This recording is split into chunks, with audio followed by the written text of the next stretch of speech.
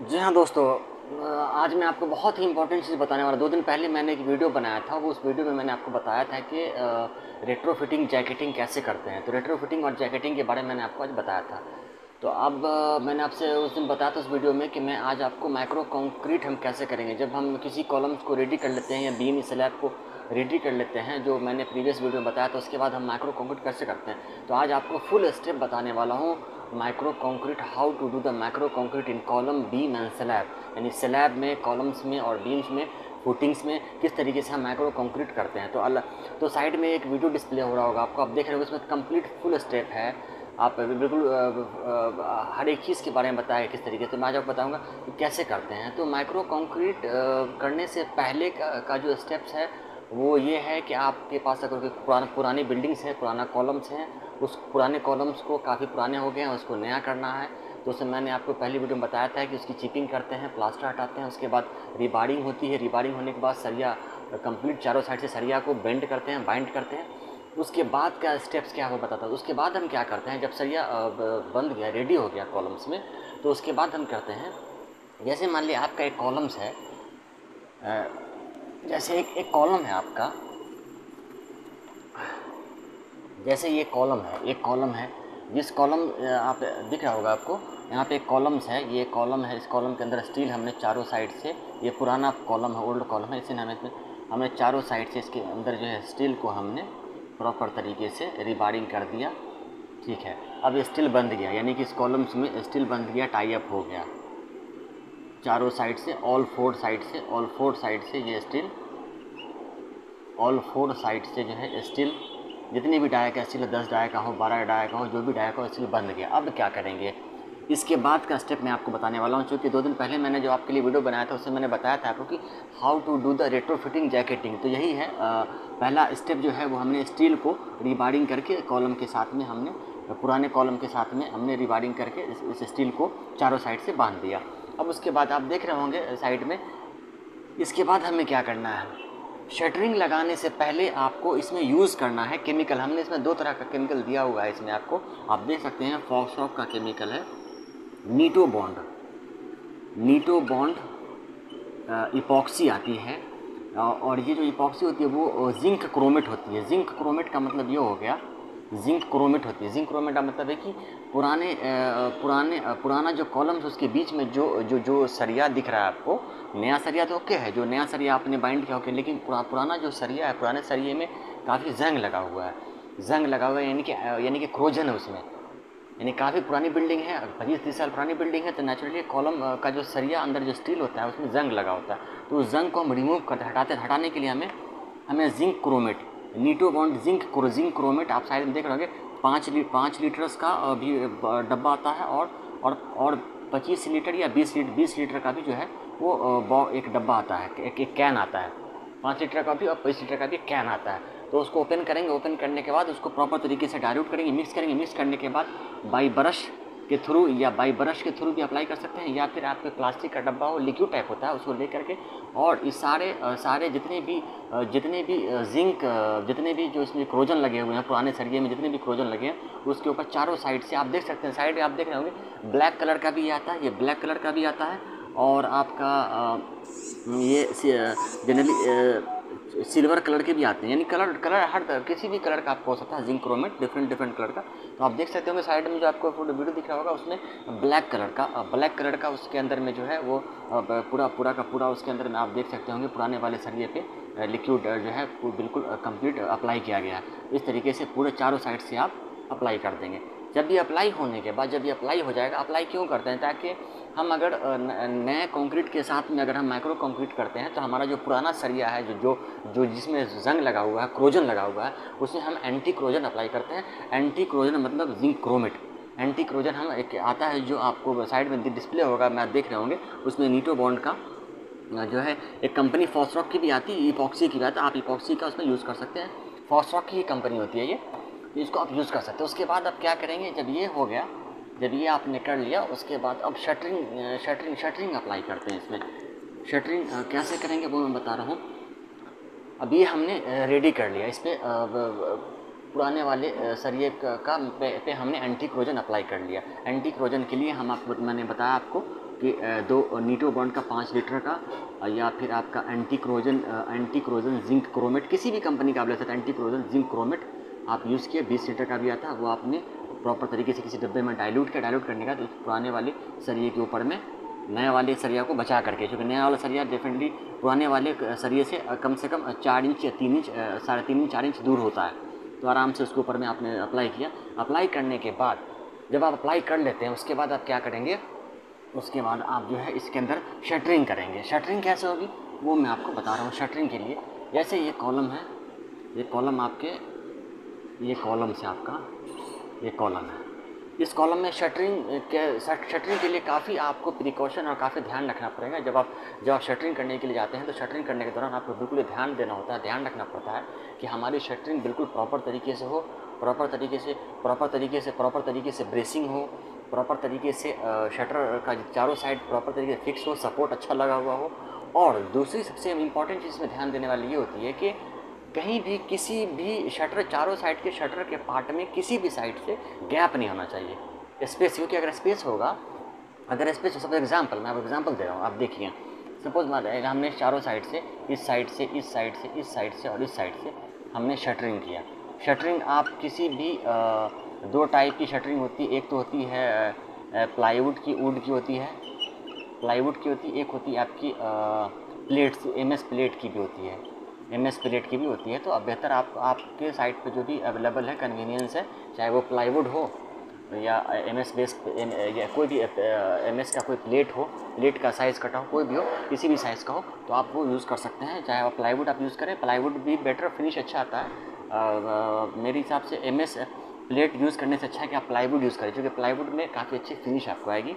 और साइड में आप वीडियो डिस्प्ले देख रहे हो कितनी अच्छी कॉलम्स की फिनिश आई है। मगर कंप्लीट होने के बाद एक कॉलम देख, 2 कॉलम एग्जांपल आपको दिख रहा है कितना अच्छा फिनिश उसका है। तो आप प्लाईवुड यूज़ करें। तो सपोज एग्जांपल हमने प्लाईवुड यूज़ किया, चलिए मैं बता प्लाईवुड यूज़ हमें चारों साइड से प्लाईवुड को, फ्रेम को, सपोज कॉलम का साइज़ 300 बाई 300 का साइज़ है कॉलम का, यानी 1 फीट बाई 1 फीट का कॉलम है। हमने चारों साइड से इसको प्रॉपर तरीके से ब्रेसिंग किया, चारों साइड से इसकी ब्रेसिंग हो गई, ठीक है, चारों साइड से इसकी ब्रेसिंग हो गई। कॉलम ब्रेसिंग होने के बाद इसमें सपोर्ट भी लग गया। इसमें जो भी हमने सपोर्ट लगाना था, जैक वैक का जो भी सपोर्ट लगाना था, जैक वैक का सपोर्ट हमने लगा दिया। सपोर्ट लगाने के बाद आप ये देखेंगे कि इसके किसी भी कॉर्नर वाले पार्ट में कहीं पे अगर हल्का भी आपको गैप दिख रहा है, ज़्यादातर जो गैप्स आते हैं वो प्लाईवुड और कॉलम्स के बीच में जो जॉइंट होते हैं वहाँ गैप, ये इस कोने पे जॉइंट्स आते हैं, इससे गैप आते हैं। तो उस गैप को आप क्या करेंगे, अगर आपके साइड में चारों साइड से गैप आया तो उस गैप के लिए एक सबसे बेहतरीन आइडिया है उस गैप को किस तरीके से करें। तो गैप को फिल करने के लिए आपको प्लास्टर ऑफ पेरिस, POP का यूज़ कर सकते हैं। POP आता है जिप्सम के, POP होती है जिप्सम का जो है वो आपका POP होगा। वो जिप्सम की POP को आप यूज़ कर सकते हैं। एक बैग आती है जिप्सम POP की 25 किलो की, या आई थिंक मेरे सबसे 50 किलो की एक बैग आती है उसकी। तो उस बैग POP को क्या करेंगे, पानी के साथ में मिक्स करके, और जहाँ जहाँ भी आपको गैप दिख रहा है उसको आप जस्ट लाइक एक आटा कैसे होता है, आटा को जो हम गूंथते हैं तो सेम तरीके का होता है, वो पाउडर टाइप का होता है। ये पाउडर होता है जिप्सम POP। उस पाउडर को पानी में मिक्स करके प्रॉपर तरीके से डाइल्यूट करके मिक्स करके उसके बाद हम जहाँ जहाँ पे गैप, हमारा जहाँ जहाँ गैप, सपोज एग्जाम्पल गैप यहाँ गैप, तो उसको हम फिल कर देते हैं। फिल हो गए। अब आपका 2 स्टेप हो गया। पहले शटरिंग को हमने सपोर्ट दिया, शटरिंग पूरी प्रॉपर तरीके से हमने ब्रेसिंग की, प्रॉपर तरीके से ये फिक्स हो गया। उसके बाद हमने इसमें जहाँ जहाँ गैप था हमने POP दिया। उसके बाद आपका फाइनल स्टेप होता है स्कैफोल्डिंग। आपको माइक्रो कंक्रीट करने से पहले इसमें स्कैफोल्डिंग आपको प्रॉपर तरीके से चारों कॉलम के चारों साइड से आपको इसमें स्कैफोल्डिंग आपको यूज़ करना है। जो भी कॉलम की हाइट है, सपोज अगर कॉलम की हाइट 3 मीटर है तो आपको 3 मीटर का एक प्लेटफॉर्म बनाना है। 3 मीटर से अगर कम भी है तो आप चलिए कोई दिक्कत नहीं, 3 मीटर से कम भी ले सकते हैं। 3 मीटर का अगर हाइट है कॉलम्स का तो आप 2.5 मीटर 2 मीटर का भी आप 2.5 मीटर का आप स्कैफोल्डिंग बना सकते हैं। क्योंकि आप जब इसके ऊपर स्टैंड होंगे तो आपको वो कॉलम का पूरा आपको फेस दिखेगा अंदर की तरफ, ताकि ईजिली आप माइक्रो कंक्रीट कर सकें। तो 2 मीटर या 2.5 मीटर का आप देने। अगर कॉलम की हाइट 6 मीटर है तो आपको 4.5 मीटर या 5 मीटर का आपको स्कैफोल्डिंग की हाइट जो है वो तैयार कर लिया आपने। तैयार करने के बाद अब यहाँ पे आता है कि अब हम रेडी हैं, हमारा शटरिंग हो गया, हमने गैप को जिप्सम से फिल कर दिया, स्कैफोल्डिंग बनी। अब हमें फाइनली कॉलम्स में फिनिश देना है, यानी कि कॉलम को बिल्कुल प्रॉपर तरीके से अच्छा, जब शटरिंग खुले तो कॉलम में अच्छा दिखे, तो उसके लिए हमें माइक्रो कंक्रीट फिल करना है। तो माइक्रो कंक्रीट फिल करने के लिए हमें किस तरीके से उस माइक्रो कंक्रीट को रेडी करना है और तैयार करना है, वो मैं आज आपको बता रहा। साइड में वीडियो डिस्प्ले पर आप देख रहे होंगे, उसमें सारा आपको जो है माइक्रो कंक्रीट के बैग के बारे में भी नॉलेज दिया हुआ उसमें किस तरीके से मिक्सर मशीन यूज़ कर सकते हैं, किस तरीके से मिक्सिंग होगी। हमने आपके लिए साइड में वीडियो डिस्प्ले उसको देखें, वो देखने के साथ मैं आपको बता दे रहा हूँ किस तरीके से करना है, क्योंकि मेरे बताने से ज़्यादा आप अगर पिक्चर को देखेंगे, वीडियो को देखेंगे, तो आपको ज़्यादा समझ में उससे आएगा। तो अब चलिए, अब मैं बताता हूँ कि किस तरीके से हम माइक्रो कंक्रीट रेडी करेंगे। ये तो आप यहाँ तक समझ चुके। अब माइक्रो कंक्रीट रेडी करने के लिए, जब आप माइक्रो कंक्रीट रेडी करते हैं, तो उसके लिए सबसे पहले आपको मिक्सर मशीन की ज़रूरत होती है, स्मॉल मिक्सर मशीन। लेकिन मिक्सर मशीन से बेटर ऑप्शन आपको मैं दे रहा हूँ। पहला ऑप्शन तो मिक्सर मशीन है, दूसरा मैं आपको बेटर ऑप्शन दे रहा हूँ कि अगर आपके पास हैंड वाला जो पैडल आता है, यानी कि मिक्सर आता है, हैंड मिक्सर, जो आप देख सकते हैं, आप एक क्रॉस कलर का एक फ़ोटो बना हुआ है, उसमें एक आदमी हेलमेट लगा रखा है, उसमें एक मशीन है नीचे लोहे की बनी हुई है, जिसमें चारों साइड से वो एंकरिंग की हुई है, और उसमें हैंड बना हुआ है, जिससे हम मिक्स करते हैं। तो आप एक मिक्सर, अगर आपको स्टील का कोई मिक्सर अगर आप साइड पे खुद ही बना सकते हैं, पेपर कर सकते हैं, या मार्केट में मिलता है इस तरीके का यहाँ पे एक हैंड पकड़ने का होता है। तो यानी कि इसको बोलते हैं हैंड मिक्सर। अगर आपके पास है हैंड मिक्सर है तो उससे भी आप कर सकते हैं, या फिर अगर आपके पास पैडल मशीन है, RPM वाली मशीन होती है, पैडल मशीन RPM। तो ज़्यादातर लोग जो है पैडल मशीन का इस्तेमाल कम होता है। पैडल मशीन का लोग ज़्यादातर क्या करते हैं, या तो मिक्सर यूज़ कर लेते हैं, मिक्सर मशीन यूज़ कर लेते हैं, या फिर हैंड मिक्सर जो लोहे का, जो मैं आपको दिखा रहा हूँ, दोनों मैंने दिखाया आपको। मैंने मिक्सर मशीन भी दिखाया आपको, और हैंड मिक्सर भी मैंने आपको वीडियो में साइड में दिखाया है। तो उन दोनों में से कोई एक आप यूज़ कर सकते हैं। तो चलिए, मैं मिक्सर मशीन यूज़ नहीं करके मैं हैंड मिक्सर यूज़ करता हूँ। तो हैंड मिक्सर यूज़ करने के लिए क्या करेंगे, सबसे पहले हैंड मिक्सर को क्या करेंगे, हैंड मिक्सर हमारे पास आ गया। हैंड मिक्सर लोहे का बना होता है ये हैंड मिक्सर। हम एक गैलन लेंगे, प्लास्टिक का एक गैलन आता है, प्लास्टिक का, आप देखे होंगे करीबन 1000 कैपेसिटी, आई थिंक 500 लीटर का एक गैलन आता है, 500 लीटर का, हाँ 500 लीटर गैलन आता है, 500 लीटर गैलन आता है। उस गैलन का 50% पार्ट आपके पास अगर 200 लीटर का है तो उसको ऊपर से कट कर दीजिए, तो 200 लीटर को ही लीजिए आप। 200 लीटर का एक गैलन आता है, वो गैलन आपने लिया, प्लास्टिक का, PVC या प्लास्टिक का गैलन होता है, गैलन हमारे पास एक गैलन है। उस गैलन में क्या करेंगे, माइक्रो कंक्रीट के बैग को इसके अंदर, माइक्रो कंक्रीट के बैग को ओपन करके कंप्लीट बैग जो है इसके अंदर में हम इंसर्ट कर लेंगे, डालेंगे। तो अब माइक्रो कंक्रीट का जो बैग है कैसा, वो माइक्रो कंक्रीट का बैग मैंने आपको दिखा रखा लास्ट वीडियो में। माइक्रो कंक्रीट का बैग जो है वो 3-4 कंपनीज में आता है। एक डॉक्टर फिक्सिट भी आता है, एक आपका इपॉक्सी का भी आता है, दूसरा आपका सीका का भी आता है। तो आपको जो भी साइट पे आपके अवेलेबल है, इपॉक्सी का है तो इपॉक्सी यूज़ कर सकते हैं, अगर आपको डॉक्टर फिक्सिट का आ गया, डॉक्टर फिक्सिट यूज़ कर सकते हैं, सीका है तो सीका। साइड में उस बैग के अंदर जो मटेरियल होता है वो 20 kg का वो बैग होता है, 20 kg का वो बैग होता है। उस 20 kg के बैग को आप जो है आसानी से तो वो 20 kg का जो वो बैग होता है, वो बैग आपको सीका कंपनी का भी होता है, सीका का होता है, डॉक्टर फिक्सिट का होता है। लास्ट में आपके वीडियो तस्वीर दिख रहा होगा वीडियो, डॉक्टर फिक्सिट। उसके बाद डॉक्टर फिक्सिट के बाद इपॉक्सी और लास्ट में आपका सीका, डॉक्टर फिक्सिट, इपॉक्सी। ये 3-4 फेमस हैं। ज़्यादातर लोग सीका का भी यूज़ करते हैं, डॉक्टर फिक्सिट का भी यूज़ करते हैं, और मैं आपको इपॉक्सी का बताऊँ। तीनों में जो भी अवेलेबल है साइट पे आप वो यूज़ कर सकते हैं। तो 20 kg का बैग होता है, 20 kg के बैग, उस बैग को आपने इसके अंदर में पाड़ा और इनहेल किया। ये बैग इसके अंदर में आपने डाला, जितनी भी आपको रिक्वायरमेंट है, 3 बैग 4 बैग जो भी है आपने इसके अंदर डाला। उसके बाद वाटर, अब इसके अंदर हम पानी मिक्स करेंगे, वाटर। तो वाटर मिक्स करने का तरीका है इसमें वाटर कैसे मिक्स करते हैं, वाटर का जो रेशियो है इसके अंदर में, जो वाटर हम इसके अंदर इंसर्ट करते हैं वो टोटल 20 kg बैग का 1.3% हम यूज़ करते हैं, 1.3 या 1.5% हम यूज़ करते हैं, क्योंकि पानी ज़्यादा आप इसके अंदर में लिक्विड टाइप होता है। जब आप पानी ज़्यादा इसके अंदर तो ज़्यादा ही लिक्विड हो जाएगा, तो उतना नहीं। इसका रेशियो होता है कि जो 20 kg का बैग है उसका 1.3 से 1.5% लीटर वाटर हम इसके अंदर में यूज़ करते हैं। और इस तरीके से आप 3-4 बैग आपने। उसके बाद आपके पास एक पैडल मशीन है, पानी आप अपने रिक्वायरमेंट के हिसाब से मिक्स कर सकते हैं, कोई ज़रूरी नहीं है कि जो परसेंटेज है वो फिक्स ही है, थोड़ा सा उसे इंक्रीज़ भी कर सकते हैं। अगर आप देख रहे हैं कि ज़्यादा गाढ़ा हो गया, ज़्यादा ही गाढ़ा हो गया, थोड़ा लिक्विड टाइप नहीं बना है जो हमें काम करने में दिक्कत होगी, तो आप इसको थोड़ा सा पानी इंक्रीज़ कर सकते हैं। करने के बाद एक पैडल मशीन, मैंने बताया पैडल मशीन के थ्रू, इलेक्ट्रॉनिक मशीन होती है वो, इलेक्ट्रॉनिक होती है, फिर बिजली से भी चलती है वो पैडल मशीन लेके, और इसको प्रॉपर तरीके से आप मिक्स करेंगे। मिक्स होने के बाद ये कंप्लीट आपका डाइल्यूट हो जाएगा और जस्ट लाइक ए मलाई कैसा होता है, बिल्कुल खीर जैसे होता है, उस तरीके का मटेरियल आपका बन जाएगा। जब ये मटेरियल बन जाता है तो उसको हम फिर कॉलम के ऊपर वाले पार्ट से जा करके हम उसको प्रॉपर तरीके से बाई कि ऑलरेडी ड्रम बन चुका है तो बाई किसी भी प्रॉपर तरीके से तसले से या फिर कोई छोटा कोई प्लास्टिक का अगर कोई बोतल वगैरह, कोई प्लास्टिक का कोई अगर इस तरह का जग वगैरह है तो उस तरीके से इजीली हम ऊपर से आराम से ड्रॉप करते हैं वन टाइम।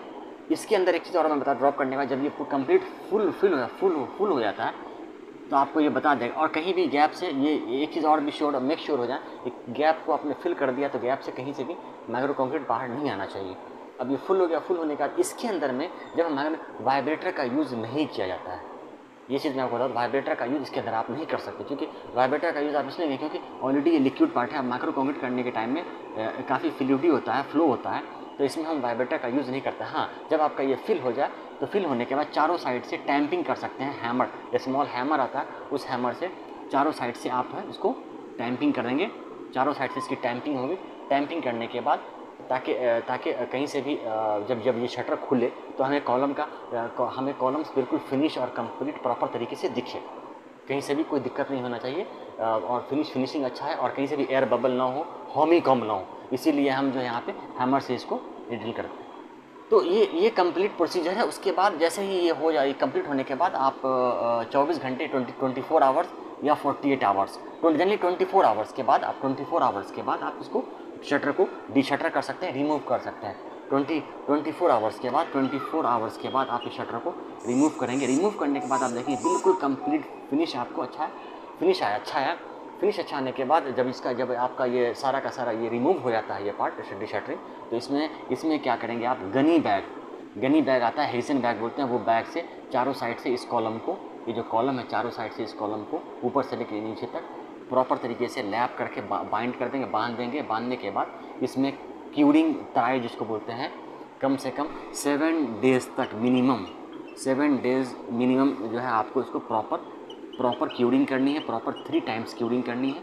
तो इस तरीके से आपका कॉलम्स हो या आपका बीम हो, सेम प्रोसीजर कॉलम्स के लिए भी है, सेम प्रोसीजर बीम के लिए भी है, और सेम प्रोसीजर स्लैब के लिए भी है। तीनों के लिए सेम प्रोसीजर है। इसी प्रोसीजर के हिसाब से हम माइक्रो कंक्रीट का मटेरियल तैयार करते हैं और बनाते हैं। तो आई होप दोस्तों कि इस तरीके से आप इसको प्रिपेयर करेंगे तो आपके लिए भी, आई होप दोस्तों आपको ये वीडियो बहुत पसंद आएगा। तो ज़्यादा से लाइक करें, सब्सक्राइब करें, और इस वीडियो को ज़्यादातर शेयर करें, ताकि आपके आने वाले जितने भी आपके फ्रेंड्स हैं अगर उनको नहीं पता है उन चीज़ों के बारे में तो इजीली उन चीज़ों को समझ सके और अच्छी तरीके से इसको अंडरस्टूड कर सके। तो उम्मीद करता हूँ कि आपको ये वीडियो बहुत पसंद आया होगा। नेक्स्ट वीडियो में आपके लिए बनाऊँगी how to do the shuttering in slab, beams and columns, यानी कि कॉलम्स, बीम, स्लैब में हम शटरिंग किस तरीके से करते हैं और किन किन चीज़ों का हमें ध्यान रखना है, तो वो मैं आपको नेक्स्ट वीडियो में बताऊंगा। तो इस वीडियो ज़्यादा लाइक करें, सब्सक्राइब करें और शेयर करें।